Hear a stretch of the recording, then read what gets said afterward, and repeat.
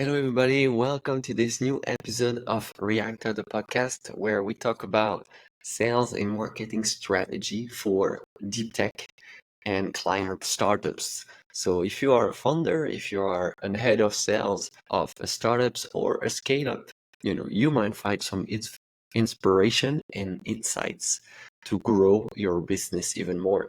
My goal is to feature a maximum of startups because it's hard out there to sell to market your products and also to feature some of the brightest leaders and brightest scale-ups out there to learn how they did it.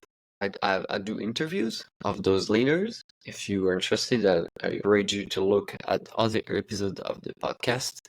And if you want to stay to this kind of episode where I'm solo, I'm teaching and unveiling some lessons that I learned as I am myself a business developer in a deep tech startups. And I'm also learning from others, founders that I meet on the way or the scale ups. And I hope you will find everything useful today.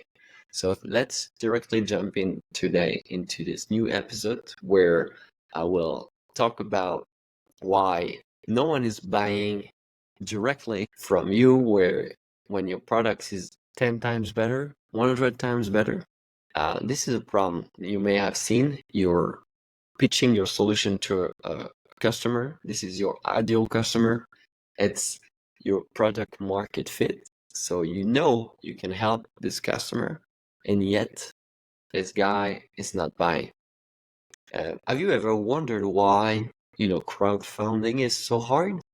And when you're doing something that is really like 10 times minimum better than the existing things out there, why is your bank account pouring with your customer money? Is because of inertia. Inertia is the tendency of people to want to change their habits. Habits are hard to shape, hard to change. And so if you want your customer to move away from from their product to your product, you're gonna need to reassure them that it's gonna be the right move for them. So if you are interested in learning selling your product, you really need to visualize everything that's holding your customer back from buying from you. What's the solution actually they're using right now? What did they implement to actually use this solution, and what is the blocking? What are there might be several steps that's restraining them from using your solution. They might need that could be decision. How many decisions do they need to cross to be able to implement the new solutions? What's the cloud infrastructure? What's hard their policy about new tools? Maybe there is a 2-year process just to accept a new tool in their system. So what are the steps? What's blocking them from buying from you, even if they are convinced about the value of your product? You have to be aware of all the constraints of your customer. But if we take a step back, and if when you're pitching for the very first time, you're arriving in your industry, but you have a product that is like really 10 times better than everyone else, why is there's phenomena where people are not jumping directly into your solution? There's a thing about any invention, and I'm not inventing anything in this concept, but it was a concept that I read from Dr. Idris Abakan.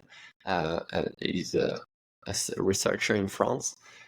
He says that any invention goes through 3 different successes steps. The first step is it's ridiculous.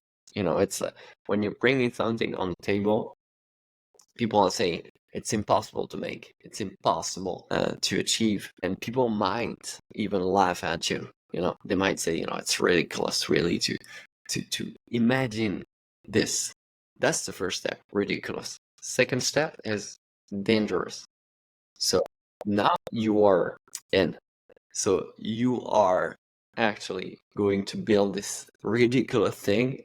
It's gonna work, and people realize it, and they realize it, and the existing player of the game that you're gonna um, smash, they're afraid. They're afraid of you or your potential. So if you imagine, we're back in 2007, and the iPhone has been released on the market, and BlackBerry, so the keyboard smartphone, is now almost leading half of the market of the smartphone. At first it was impossible to forecast the downfall of BlackBerry. BlackBerry was everywhere. Every professional out there, 1 out of 2 had a BlackBerry, so it was impossible to forecast that there would be a wave of iPhones, in the market, flooding the market. But yes, it worked. iPhone was a better product. At first, it was ridiculous to think about it. Then it was dangerous for BlackBerry, and they didn't move away from keyboard to tactile to touch screen, and they died. They were bought for €1, symbolic euro. So ridiculous, dangerous, and then the final step, obvious. Of course, it worked. Your solution worked.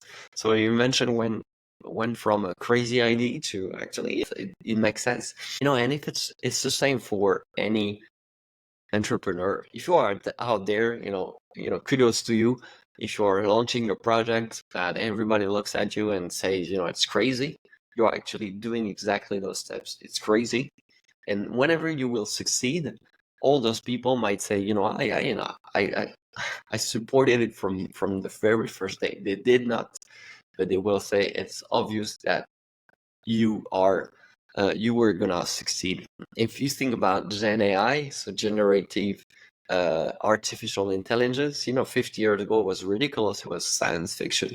20 years ago it was dangerous, and now it's obvious. Everybody's using it. Every industry is adopting Gen AI. If you think about planes 200 years ago, 19th century, it was ridiculous. 100 years ago, it was dangerous, for the transportation industry, the boats, the cars, everything existing, it was dangerous. But then, now it's obvious. Everybody takes a plane. There are planes all over our skies. It's obvious. It works with everything. So keep in mind that you were doing to go through those steps as you're developing your startup. If you are deep tech and climate startups, it's even worse, because if you are a deep tech startups, you're doing something very hard, and also that nobody has done it before. It's hard to build, hard to maintain, and people are going to be even more skeptical. If you're doing an impact, that's the same, because if you're a climate company, you are changing customer habits, and it's hard. It's hard job to change habits. If you try running every day, that changing your habits is hard, because you are yourself trying to change your habits into positive ones every day. So you have to repeat yourself. So I see companies every day solving huge problems without getting the sales they want. Why? Because you have to sell your value proposition, your value, over and over and over again. For example, if you think about those ads that you see, about bottle-less shampoos, it's very visible right now on social media. There's a brand, if you are watching this in 2024, that is advocating the use of, just less water, so less plastic, just using your own bottle, and using their rock that you put into the water is replacing your shampoo. And they are flooding Instagram, social media, Facebook, whatever, with their ads, because they want to change habits. And people keep on buying shampoos in bottles where 95% of the bottle is just water. So they're buying water, and it's hard to change, hard to change people's habits, and it makes sense, their solution makes sense. Less plastic, it's easier, you get a much more shampoo if you want. Changing your habits is hard. And for example, if you take another example that everybody does, it's do you brush your own teeth every day. And have you ever wondered how do the entire world starting doing it? It's because at some point, 50, 60 years ago, marketing people did a great job at convincing our grandparents that it will protect our health. No, actually, no, they didn't say that. They didn't say the protection of health because it didn't work, but it says that brushing your teeth will make you more beautiful.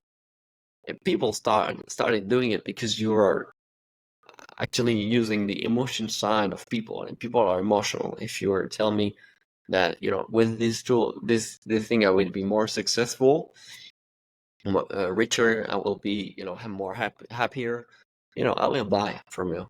So they're playing on the feelings, and they keep on doing it every day. Even companies right now doing this kind of product of toothpaste, they will use the same argument. So if you're building a disruptive solution, you need to have a plan to literally bombard the media with your solution. There's no halfway, just if you looked at Alex Hormozy right now in 2024, he says that every day he's releasing 30 ads on all social platforms, 30 per day, every day. And so he has a massive success, not a massive impact. But if you think about the volume of ads that represents, it's huge. He gets the attention that his efforts brings.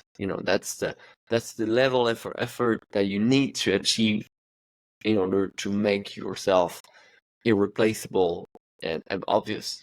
So you will need to go through those steps too. So don't avoid it. We need to go from ridiculous to dangerous to obvious. So there's no shortcut. You will not change people's habits in one day.